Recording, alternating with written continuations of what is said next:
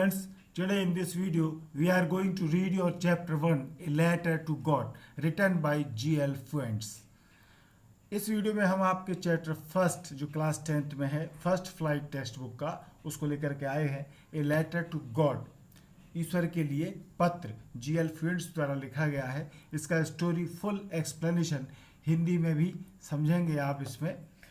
Before you read, पढ़ने से पहले कुछ बातें आप माइंड में रख लें। दे से फेथ कैन मूव माउंटेन्स, वे कहते हैं या लोग कहते हैं कि विश्वास आस्था पर्वत हिला सकती है। But what should we put our faith in, परंतु हमें किसमें आस्था रखनी चाहिए, किसमें विश्वास रखना चाहिए। This is the question this story delicately poses, और यही प्रश्न है जिसे ये कहानी बड़ी डेलिकेटली कोमलता से वर्णन करती है। Lencho is a farmer who writes a letter to God. Lencho एक किसान है जो पत्र लिखता है ईश्वर के लिए। When his crops are ruined asking for 100 pesos, जब उसकी फसल नष्ट हो जाती है तो भगवान को 100 पैसोज, पैसे के लिए पैसोज वर्ड आया है, 100 पैसे मांगने के लिए पत्र ईश्वर को लेंचो लिखता है। Does Lencho's letter reach God, क्या लेंचो का पत्र भगवान तक पहुंचता है। Does God send him the money, क्या भगवान उसे पैसे भेजते हैं। Think of your own answers to these questions, इन प्रश्नों के उत्तर आप सोचें। And guess how the story continues before you begin to read it, और पढ़ने से पहले अनुमान लगाएं कि कहानी कैसे आगे बढ़ेगी।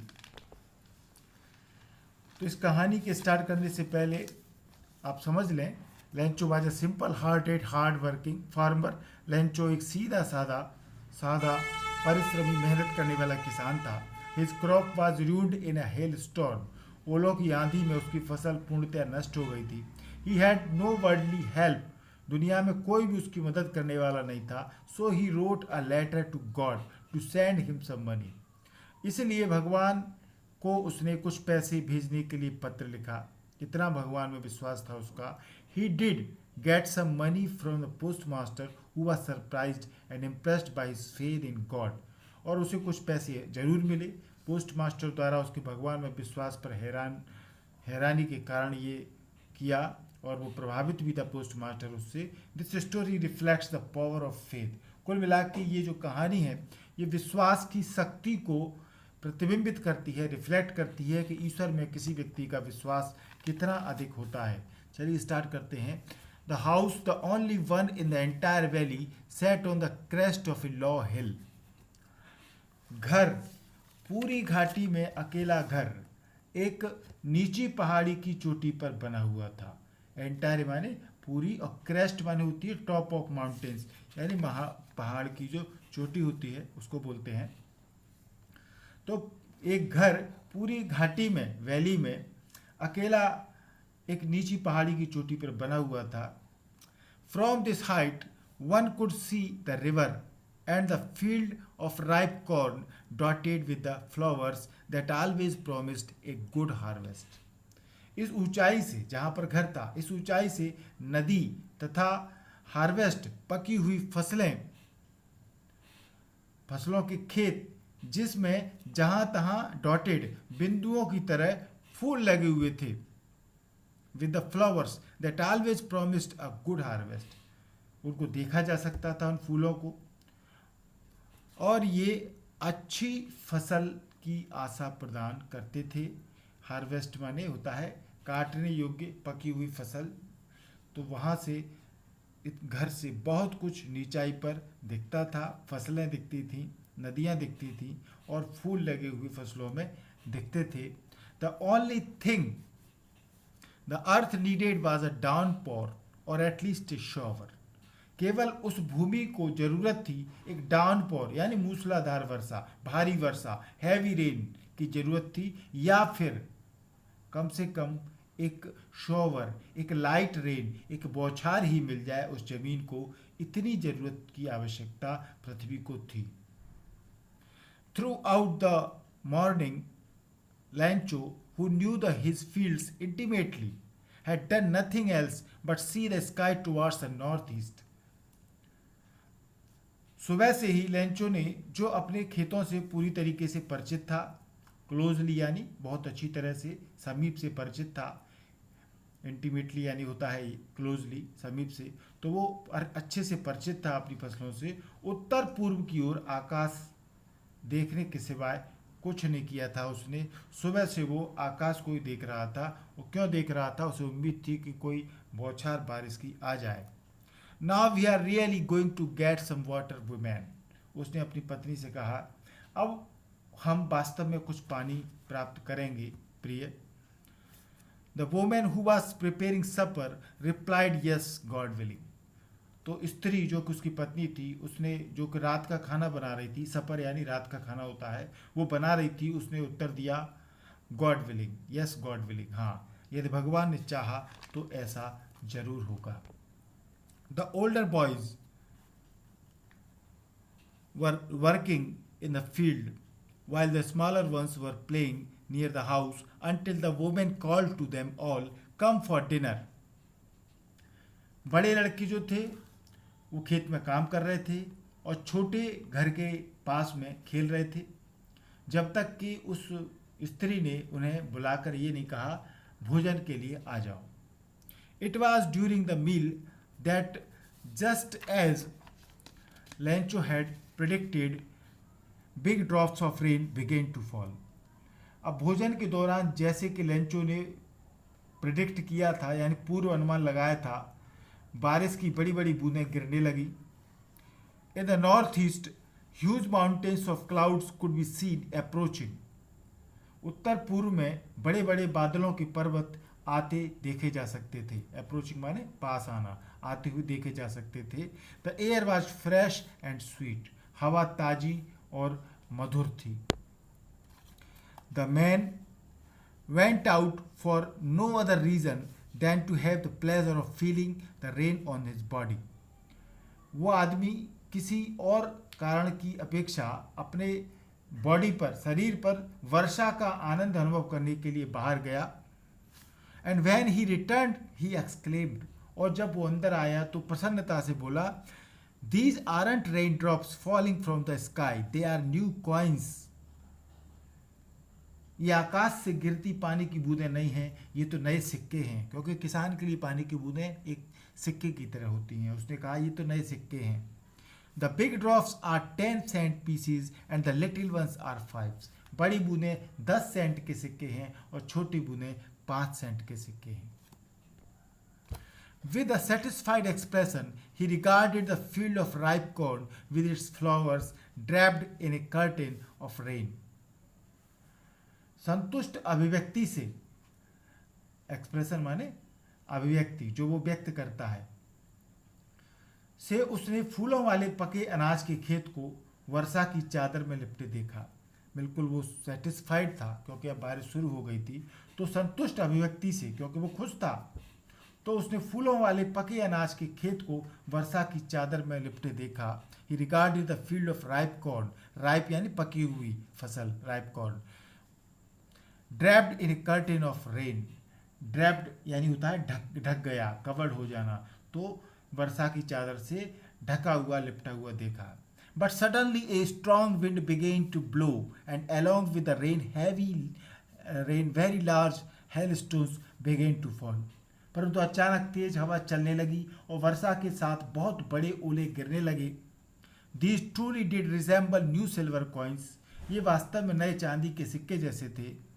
The boys exposing themselves to the rain ran out to collect the frozen pearls.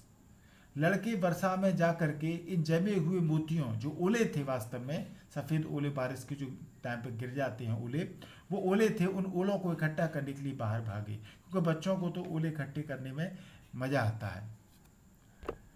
It's really getting bad now, exclaim the man. तो लेंचो ने आश्चर्य से कहा, चिंता से कहा, अब वास्तव में खराब मौसम हो रहा है। I hope it passes quickly, मैं आशा करता हूँ कि ये शीघ्र ही समाप्त हो जाए, मौसम चला जाए, ओले गिरना बंद हो जाए। It did not pass quickly, परंतु ये शीघ्र समाप्त नहीं हुआ ओले गिरना। For an hour the hail rained on the house, 1 घंटे तक घर पर, the garden, the hill side, the cornfield, on the whole valley, बगीचों में, पहाड़ों पर, अनाज के खेत में, सारी घाटी में ओलावृष्टि होती रही, ओले गिरते रहे। The field was white as if covered with salt, खेत ऐसे सफ़ेद हो गए थे जैसे नमक से ढक दिया गया हो। Not a leaf remained on the trees, वृक्षों पर, पेड़ों पर एक भी पत्ता नहीं बचा। The corn was totally destroyed, अनाज जो मक्के की फसल थी वो पूरी तरीके से अब नष्ट हो गई थी। The flowers were gone from the plants, पौधों से फूल गायब हो गए थे, क्योंकि फूल से ही मक्का बनती है बाद में बड़े होकर के, तो उनके जो कच्चे बीज के रूप में यानी कि जो फूल थे वो पौधों से वो गायब हो गए थे। Lencho soul was filled with sadness, Lencho की आत्मा उदासी से भर गई। When the storm had passed, और जब आंधी गुजर गई, he stood in the middle of the field, तो वो अपने खेत के बीच में खड़ा हुआ। सैड टू हिज सन्स, उसने अपने बेटे से कहा, a plague of locusts would have left more than this, टिड्डी दल का उपद्रव भी इससे अधिक छोड़ जाता है।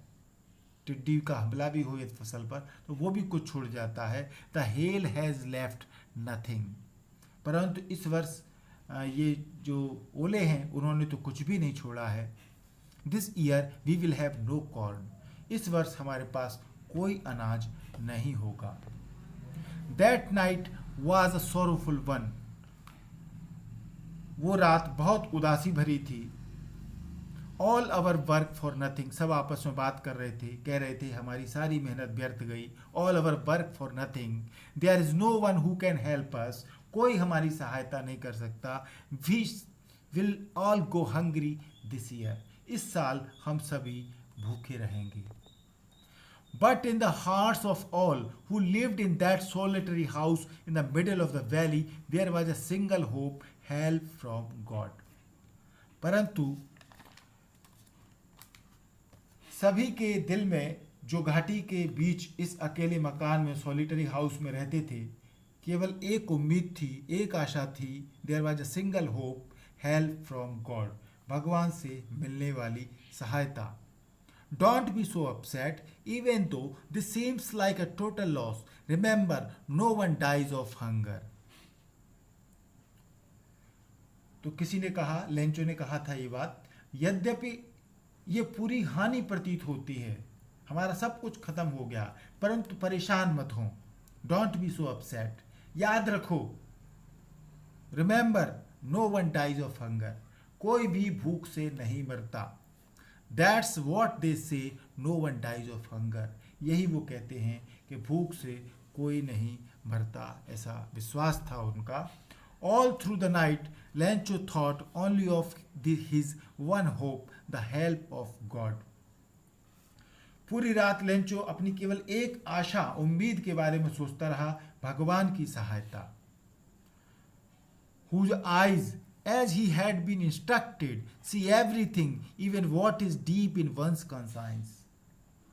ईश्वर की आंखें जैसी उसे शिक्षा मिली थी, सब कुछ देखती हैं। लेंचो को ऐसी शिक्षा मिली थी कि ईश्वर की आंखें सब देखती हैं, सब कुछ देखती हैं, यहाँ तक कि जो व्यक्ति के मन की गहराई में भी होता है, उस कंसाइंस में होता है, आत्मा में होता है, आत्मा गहराई में होता है, वो भी ईश्वर देखता है। Lencho was an ox of a man, ox of a man माने बहुत कठोर मेहनत करने वाला, वेरी हार्ड वर्किंग, बहुत परिश्रमी व्यक्ति था Lencho. Working like an animal in the fields, एक जानवर बैल की तरह खेतों में जुता करता था, काम करता था। But still he knew how to write, परंतु वो अभी भी ये जानता था कैसे लिखते हैं। The following Sunday at daybreak, अगले इतवार को जल्दी सुबह, he began to write a letter which he himself would carry to town. अगले रविवार पौ फटते ही जल्दी ही सुबह उसने पत्र लिखना आरंभ किया, जिसे वो स्वयं ले जा करके डाक में डालेगा। Which write a letter which he himself would carry to town and place in the mail, उसे वो खुद डाक में डालेगा। It was nothing less than a letter to God. ये भगवान को लिखे गए पत्र से कम नहीं था और कुछ नहीं था, केवल भगवान के लिए लिखा गया एक पत्र था। गॉड ही रोट, उसने लिखा, भगवान, if you don't help me, यदि आप मेरी सहायता नहीं करेंगे, my family and I will go hungry this year, तो मैं और मेरा परिवार इस वर्ष भूखा रहेगा। I need 100 pesos in order to sow my field again, मुझे मेरे फिर से अपने खेतों को बोने के लिए, and to live until the crop comes, और अगली फसल तक जिंदा रहने के लिए 100 पैसों की आवश्यकता है। बिकॉज द हेल स्टॉर्म, क्योंकि ओलावृष्टि ने सब कुछ डॉट डॉट डॉट, यानी उसने पूरी आपबीती अपनी लिख दी उस पत्र में भगवान के लिए। He wrote to God on the envelope, उसने लिफाफे पर लिखा, एड्रेस की जगह पर भगवान को, God. Put the letter inside and still troubled went to town, और पत्र को लिफाफे में डाला, अभी भी वो चिंताग्रस्त था, शहर की ओर चल दिया। At the post office he placed a stamp on the letter and dropped it into the mail box, डाकघर में उसने पत्र पर टिकट लगाकर डाक पेटी में डाल दिया पत्र को। One of the employees, who was a postman and also helped at the post office, went to his boss laughing heartily and showed him the letter to God. कर्मचारियों में से एक जो पोस्टमैन था तथा वो पोस्ट ऑफिस में सहायता करता था, छोटे मोटे काम कराता था वो पोस्ट ऑफिस के, भरपूर हंसता हुआ, लाफिंग हार्टिली यानी to have a full laugh, यानी दिल खोलकर हंसता हुआ अपने अफसर के पास गया, बॉस के पास आया तथा भगवान को भेजा गया ये पत्र दिखाया। Never in his career as a postman had he known that address, अपने पूरे पोस्टमैन की लाइफ में, व्यावसायिक जीवन में जो उसकी नौकरी हुई थी अब तक, उसमें कभी उसने इस तरह का पता नहीं देखा था जो ये पता इस पर लिखा हुआ था। द पोस्ट मास्टर, और जो पोस्ट मास्टर था, ए फैट, एक मोटा, एमिएबल फेलो, एक मजाकिया टाइप का आदमी, एमिएबल माने फ्रेंडली, लवेबल, जो सबको प्यारा होता है, हंसमुख व्यक्ति। पोस्ट मास्टर जो कि मोटा, सबका प्यारा, फेलो, सद्भाव वाला व्यक्ति था। ऑल्सो ब्रोक आउट लाफिंग, वो भी जोर जोर से हंसकर, but almost immediately he turn serious, एकदम से गंभीर हो गया हंसते हुए। Tapping the later on his desk, तथा पत्र को अपनी मेज पर थपथपाते हुए कहा उसने, कमेंटेड, व्हाट फेथ, कितना विश्वास, I wish I had the faith of the man who wrote this letter, मैं चाहता हूं कि मुझ में भी इस पत्र लिखने वाले व्यक्ति जितना विश्वास हो भगवान के लिए। Starting up a correspondence with God, जिसने भगवान के साथ पत्र व्यवहार, करस्पॉन्डेंस करना आरंभ करने का इतना विश्वास काश मुझ में भी हो। So in order to shake the writer's faith in God, the post master came up with an idea, answer the letter. इसीलिए कि कहीं लेखक जो है यानी कि लेंचो, उसका भगवान से विश्वास न टूटे, तो पोस्ट मास्टर को एक विचार सूझा, एक आइडिया आया पत्र का उत्तर देने का। But when he opened it, it was evident that to answer it, he needed something more than goodwill, ink and paper. परंतु जब उसने पत्र को खोला तो ये स्पष्ट था कि उत्तर देने के लिए उसे सद्भावना, कागज और स्याही से ज़्यादा किसी और चीज़ की भी ज़रूरत थी। आपको पता है कि उसने 100 पैसे मांगे थे। But he stuck to his resolution, परंतु पोस्ट मास्टर अपने दृढ़ निश्चय पर रहा। He asked for money from his employees, उसने अपने कर्मचारियों से, एम्प्लॉइज से कुछ पैसा मांगा, धन मांगा सहायता के लिए। He himself gave part of his salary, उसने खुद अपने वेतन का एक भाग दिया। And several friends of his were obliged to give something for an act of charity, और उसके कई मित्रों ने भी उसके इस दान के कार्य में, चैरिटी के कार्य में कुछ धन देने की कृपा की। It was impossible for him to gather together the 100 pesos. इतने 100 पैसे इकट्ठे करना उसके लिए असंभव था। So he was able to send the farmer only a little more than half. इसलिए उसने किसान को आधे से कुछ अधिक पैसे ही भेज पाया, वो धन दिया. He put the money in an envelope addressed to Lencho. उसने इस पैसे को एक लिफाफे में डाला और साथ में एक पत्र भी डाला. And with it a letter containing only a single word as a signature, God. और जिस पर केवल एक शब्द के हस्ताक्षर थे, भगवान, गॉड. यानी ये बताने के लिए कि ये पैसा भगवान ने भेजा है, उसने ऐसा किया. The following Sunday, Lencho came a bit earlier than usual to ask if there was a letter for him. अगले रविवार को लेंचो पहले से कुछ जल्दी ये पूछने के लिए आया कि उसके लिए कोई पत्र था. It was the postman himself who handed the letter to him, while the postmaster, experiencing the contentment of a man who has performed a good deed, looked on from his office. Postman ने खुद उसे पत्र दिया, जबकि postmaster ऐसे व्यक्ति की संतुष्टि का अनुभव करते हुए जिसने एक अच्छा कार्य किया हो, अपने कार्यालय से देख रहा था जब पोस्टमैन उसको पत्र दे रहा था लेंचो को. Lencho showed not the slightest surprise on seeing the money. Such was his confidence. धन को देख करके लेंचो को जरा सा भी आश्चर्य नहीं हुआ. ऐसा विश्वास था उसका ईश्वर में. But he became angry when he counted the money. परंतु वो गुस्सा हो गया जब उसने पैसे गिने. God could not have made a mistake, nor could he have denied Lencho what he had requested. भगवान से गलती नहीं हो सकती, उसका मानना था. न ही लेंचो भगवान उसकी प्रार्थना अस्वीकार कर सकता था. लेंचो ने जो रिक्वेस्ट की थी उसको ईश्वर मना नहीं कर सकता था. Lencho showed not the slightest surprise on seeing the money. Such was his confidence, but he became angry when he counted the money. God could not have made a mistake, nor could he have denied Lencho what he had requested. Immediately, Lencho went up to the window to ask for paper and ink. तुरंत Lencho खिड़की पर कागज और स्याही मांगने के लिए गया. On the public writing table, he started to write with much wrinkling of his brow, caused by the effort he had to make to express his ideas. और जो पब्लिक टेबल होती है सार्वजनिक लिखने की, सब लोग लिखते हैं उस पर, कि मेज पर उसने अपनी त्योरियां चढ़ाकर गुस्से में, रिंकलिंग ऑफ हिज ब्रो,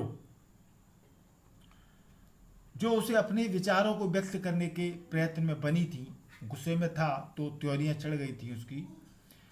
उसने वो लिखने लगा जो भी उसके मन में आइडिया आया. द मूमेंट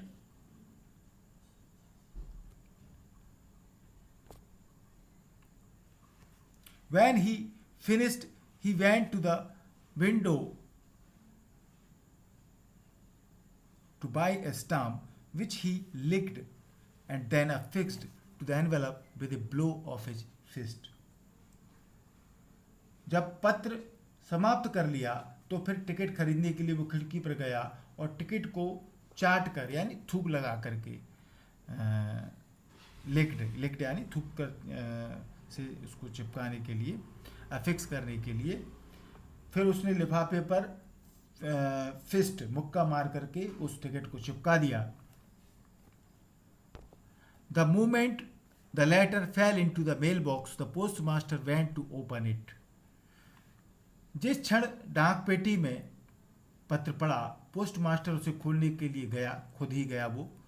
इट सैड, पत्र में लिखा हुआ था, ये बात ध्यान से सुने आप, God of the money that I asked for only 70 pesos reached मी.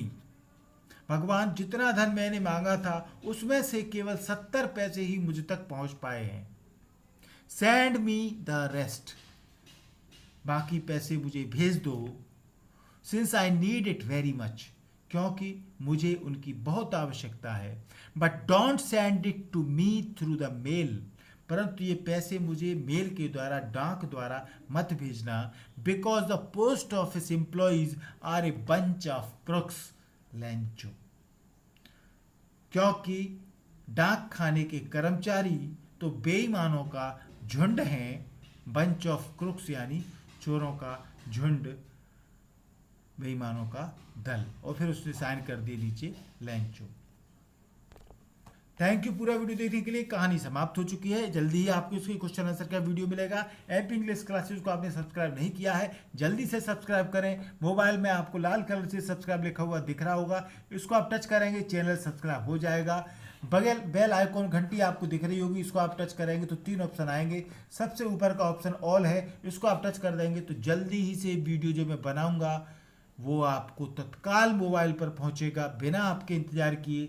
और इसी तरह के grammar related, writing skill related video आपको देखना है तो हमने एमपी इंग्लिश क्लासेस पर प्लेलिस्ट बना रखी है। आप हमारी प्लेलिस्ट में जाएंगे तो सभी तरह के वीडियो आपको मिल जाएंगे। वीडियो अच्छा लगा हो तो लाइक और शेयर जरूर करें, चैनल को सब्सक्राइब करें, बेल आइकॉन दबाएं। कोई प्रॉब्लम हो तो हमें कमेंट करके जरूर बताएं। Thank you.